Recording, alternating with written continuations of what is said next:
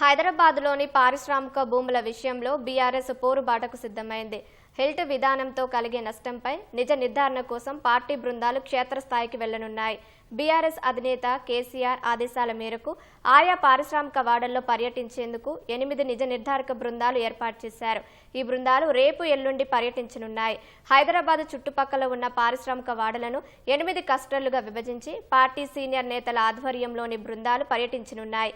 పారిశ్రామిక వాడల ఏర్పాటు కోసం నాడు ప్రజలు భూములు ఇచ్చిన తీరు, ప్రభుత్వం కేటాయించిన తీరుతో పాటు అత్యంత చవకగా పారిశ్రామికవేత్తలకు ప్రభుత్వాలు కట్టబెట్టిన అంశాన్ని, వాటి ఉద్దేశాలను బీఆర్ఎస్ బృందాలు ప్రస్తావించనున్నాయి.